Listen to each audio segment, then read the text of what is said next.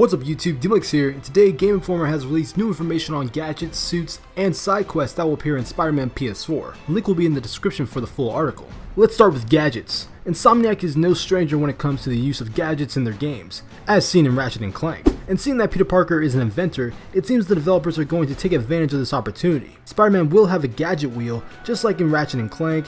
Insomniac revealed 3 gadgets for Spider-Man that can be used during combat, and can be upgraded as you progress through the story. First we have the Tripwire, which is a gadget that was shown off at E3. It's best used for stealth scenarios, and Spider-Man can place them on the walls, and when enemies walk by them, it shoots out a web to pull the enemy toward the wall and web them up. Also, Tripwires can be attached to an enemy, so when they run by another foe, the two slam together. Next we have the Web Bomb, an explosive that activates on contact, sending out webs in every direction, recommended for large groups of enemies, stopping them in their place, which allows Spider-Man to deliver easy combo attacks. Also, upgrading the Web Bombs will make the webs hold longer.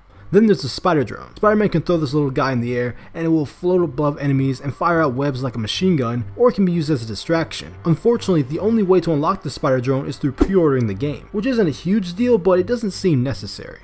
Now let's move on to the suits. Spider-Man will have 24 plus suits in the game. Geez, I think that's more than Arkham Knight. The suits will be inspired by the comics, the movies, and some made exclusively for the game. Each suit will have specific abilities, but the abilities can be swapped to different suits if you hate the look of one costume but love the abilities of another. Spider-Punk! Also, these abilities can range from damage buffs, increase in speed, stealth, or defense. As teased in the latest trailer, you will start out with the classic Spider-Man suit with the black spider logo and old school boots. In addition, its ability is quad damage, so I guess if you want to hit hard, it's best to stick with the classic look. Next we have the advanced suit, which is the original suit that Insomniac designed for the game. The suit will be crafted at some point during the story, and apparently there is a narrative reason for the white spider logo, which is actually growing on me. Then we have the Noir suit. Not much is known about how we can acquire this suit, or what specific abilities the suit has at its disposal, but I presume if you like playing stealthy, then this suit is for you. Then there's the Spider-Punk suit, definitely one of the most bizarre costumes I've seen for Spider-Man, right behind Spider-Ham. While wearing this costume, you can actually whip out a guitar and strike a chord, creating a blast radius around Spider-Man.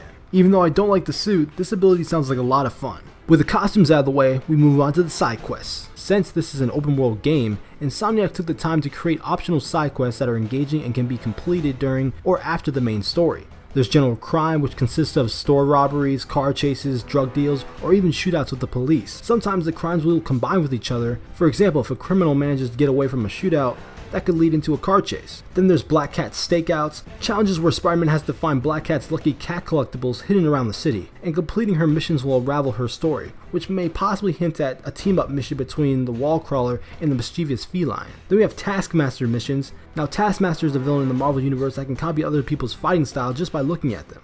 The challenge is to find a certain amount of communication devices around the city, which include bombs that Spider-Man has to disable. Hopefully Taskmaster is a boss fight after completing all his missions. Next we have Oscorp stations. Apparently Harry Osborn is in Europe during the events of Spider-Man, but before he leaves he asks Peter, not knowing he's Spider-Man, to check on a series of mobile research stations littered around the city. These missions are basically speed trials and give us an insight on Peter and Harry's relationship. Then there are Fisk bases.